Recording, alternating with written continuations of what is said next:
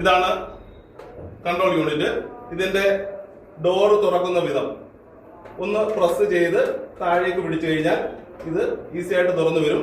ഇവിടെയൊക്കെ ഇലക്ഷൻ കമ്മീഷന്റെ പല സ്റ്റിക്കറുകൾ ഉണ്ടാവും. ഇവിടെ ഇലക്ഷൻ കമ്മീഷന്റെ ലോഗോ ഉണ്ട്. ഇതിനൊന്നും ഡാമേജ് വരുത്തരുത്. വളരെ സാവധാനത്തില് ഇത് തുറക്കുക.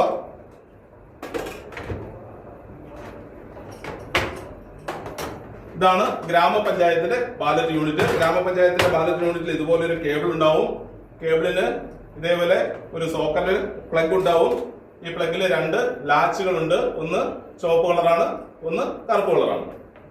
ഇതിന്റെ സോക്കറ്റ് കൺട്രോൾ യൂണിറ്റിൽ ഉണ്ടാവും. കൺട്രോൾ യൂണിറ്റിൽ വേറൊരു സോക്കറ്റ് ഉണ്ട്, അത് നമുക്ക് ഉപയോഗമുള്ളതല്ല. ഇതാണ് കാണാൻ പറ്റുന്നുണ്ടല്ലോ.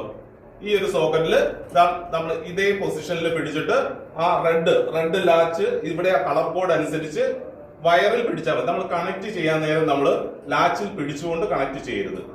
വയറിൽ പിടിച്ചുകൊണ്ട് സാവധാനത്തില് അതിലേക്ക് ഒന്ന് വെച്ച് നോക്കുക. കറക്റ്റ് വീണു, ആ പൊസിഷനിൽ വീണു എന്ന് നോക്കിയതിന് ശേഷം ഒന്ന് പ്രസ് ചെയ്യുക. 2 സൗണ്ട് കേട്ടു അല്ലേ? 2 സൗണ്ട് കേട്ട് കഴിഞ്ഞാൽ അത് ഫിക്സ് ആയി.